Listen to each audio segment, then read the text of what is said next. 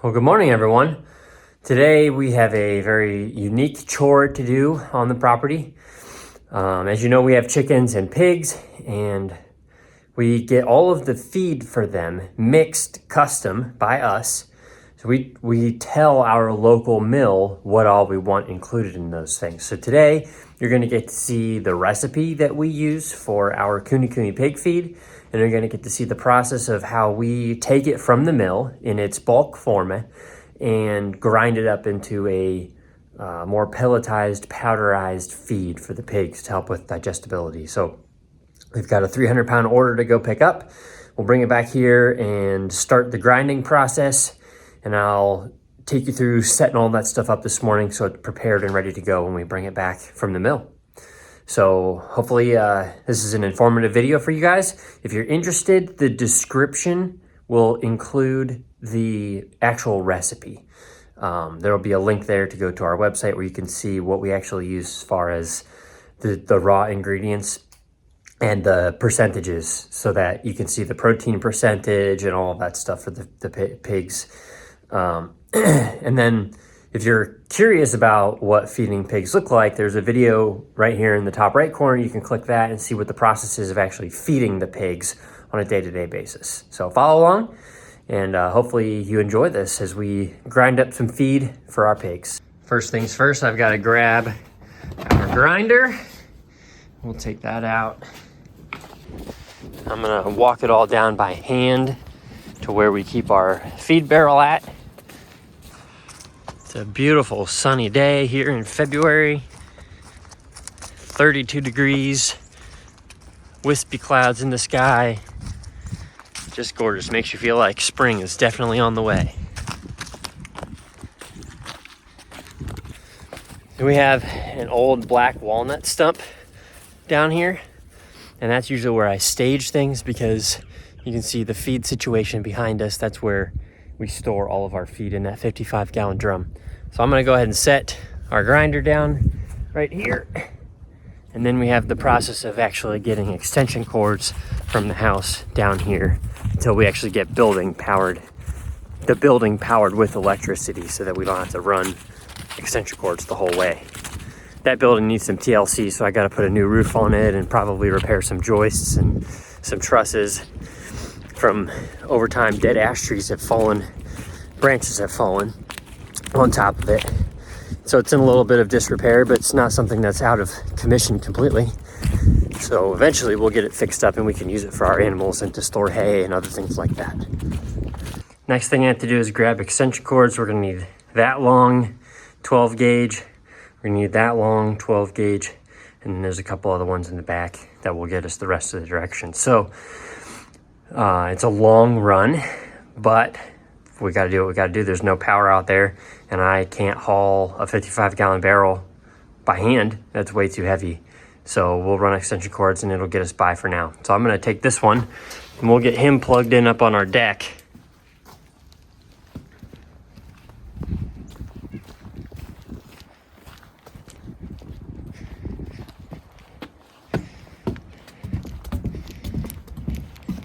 He's going to get plugged in there.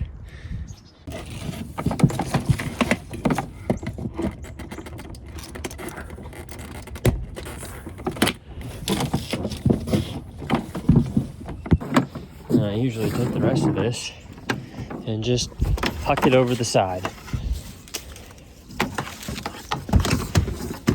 Kind of like that, so it doesn't get in the way of the door. And then I'll start my run out that direction. Gotta grab the next extension cord. Next couple. Let's do that. Next couple. Orange is my favorite color, so this works out perfect, because when you're dealing with extension cords, you can deal with a lot of orange.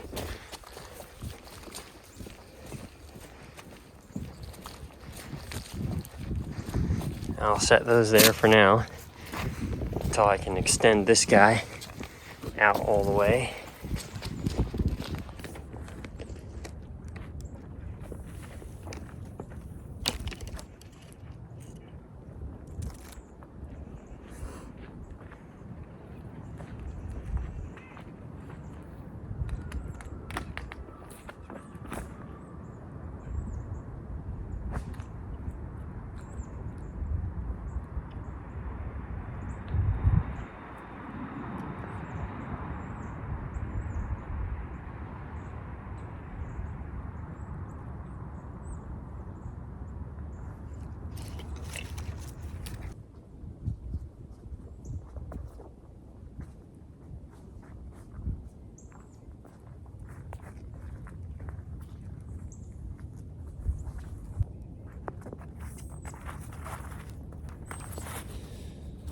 What I usually do when I get to this point is I'll take these two ends, the male end and the female end, and I cross them and underneath so that I get like the beginning of a shoe knot, and then I plug them in and pull them tight.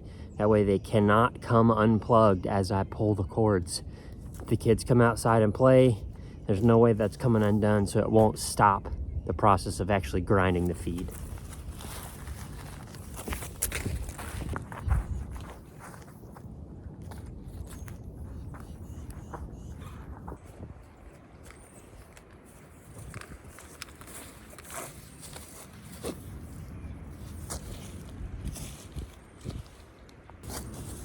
So now I have my power, and I'll undo this thing so you can see what it looks like on the inside.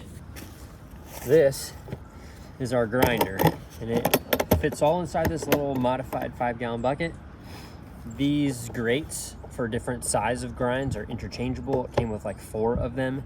It's just simple threaded bolts to remove them. You can make it super powdery. You can make most of it whole. We pick something in the middle so that even the small things like wheat still get at least chopped in half to help with some digestion. So I pull it out, ordered it on Amazon. This one is the Each Bird brand, but there's a bunch of them out there, and most of them do come from China, unfortunately. I would have much rather bought an American-made one, but financially it just didn't seem to work for us, and I wanted to try it out as cheap as possible first. So the way this works, when you grind feed, it'll fall down into the bucket. You take this, set it on top, and then it has these 3 latches that hold it in place. Simple green on, red off switch. That's how it operates. You fill the hopper with the feed you're trying to grind up, and it'll grind down into the bucket at the bottom. You can take this and set it on a 5-gallon bucket if that's what you would prefer to do. So you don't have to use this, you just won't have the latches with a standard 5-gallon. But I found that doing that, there is powder that escapes from the not being clamped on a 5-gallon bucket. The powder escapes, and that's what most of our, like, I mean, the hog-based NutriBalancer, the poultry NutriBalancer, all that stuff is the powder, and that's what I don't want to leach into the air from the grinding process. That happens a little bit anyway, but this way at least I can control a little bit more. And then I take the bucket, dump it into either our feed buckets or into the 55-gallon drum. So I'm gonna get it situated here on flat ground, because that's important so that it doesn't fall over when it's top heavy filled with feed. Once you get the bucket filled a little bit, even if it's not on a perfect slope, that's okay. But I'll just get it positioned where it's flat, and then I won't plug it in now. I'll plug it in when I actually have the feed and can show you that grinding process a little later this afternoon.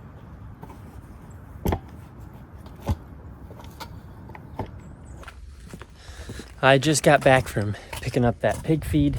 They come in these poly bags. They're 50 to 60 pounds. So when you get 300 pounds of them, there's quite a few. And it's warmed up today. It's about 35 degrees. So I'm gonna huck these over my shoulder and carry them down to where we're gonna grind them up, and I'll show you what that process looks like once we get down there.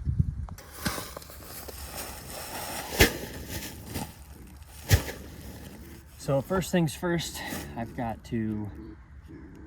usually don't dump them out of the bags into the hopper because the bag's opening gets a little bit too big. So I usually bring over the feed buckets that we keep at the pigs' pens, and I'll empty the bag into those buckets, and then I'll use those buckets to dump into here. It's an extra step in the process, but the hopper's not very big. It's kind of unstable, and I don't want this big, heavy 60-pound bag hanging over top of it. So that's what I usually do. This is a little bit more than 2 5-gallon buckets full, so I'm gonna go get those red buckets and we'll empty the bag of feed into those.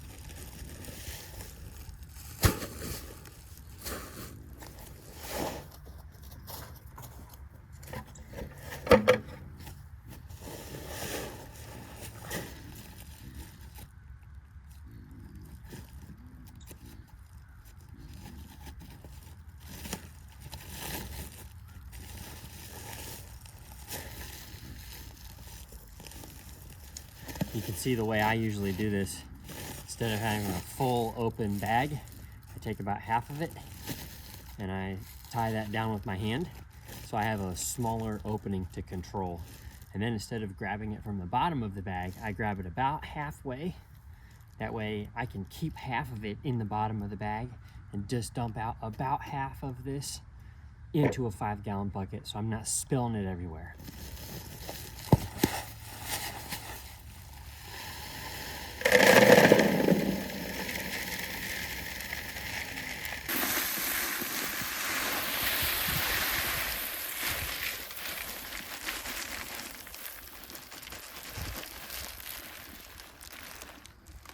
And then whatever's left in the bag, there's just a little bit left in the bag, I dump that in the hopper, which I'm using as a tripod for you guys right at the moment.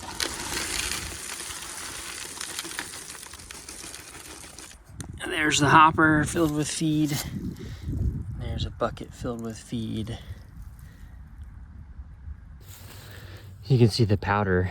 That's the hog mineral mix.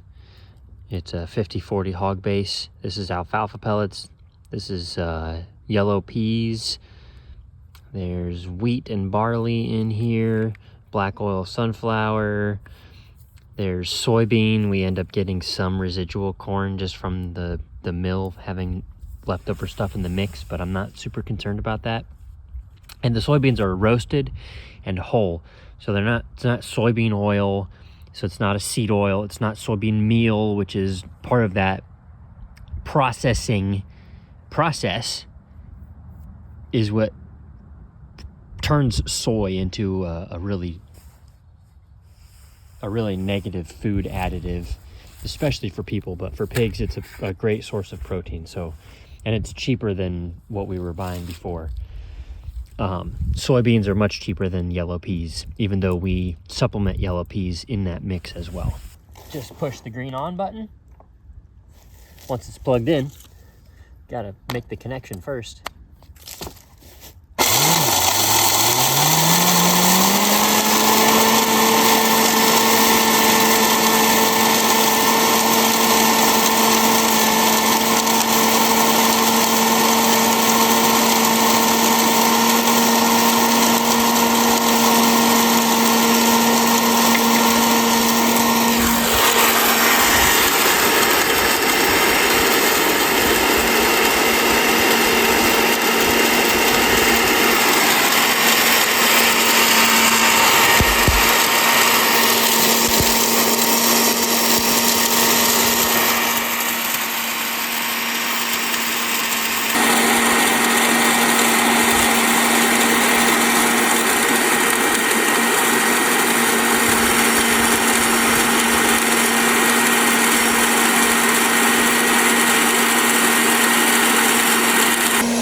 One of the reasons why I ordered pig feed today is because our barrel is pretty empty. There's just a little bit of powder left in there today, but I don't really have to worry about the timing of ordering our feed because our mill can turn it around. If I order it in the morning, same day they'll have it ready for me by noon. So they're pretty good about that stuff, and makes it really easy for me to plan when I need to order feed. And since it's local, I'm not ordering it from somewhere online, so I don't have to worry about shipping and possible delays. It's really seamless the way we do it.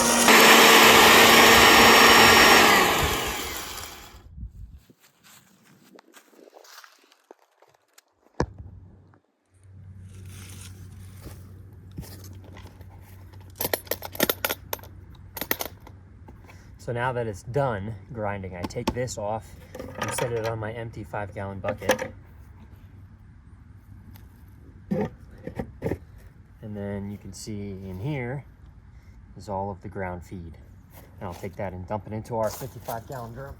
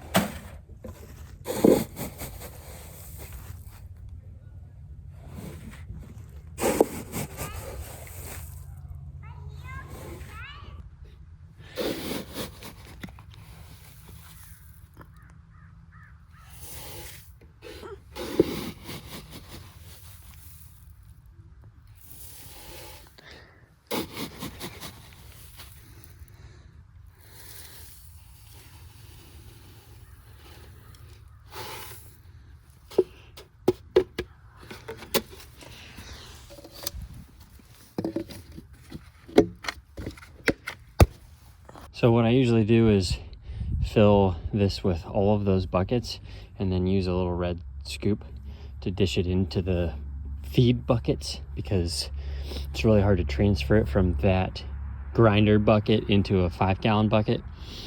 And this way I can kind of control the level of what's in here and make sure I'm getting it right without spilling any of it over. So that's what I'm doing right now, is taking the scoop and I'm dishing out the feed from the barrel, which was dumped from the grinder, into the 5-gallon buckets for feed.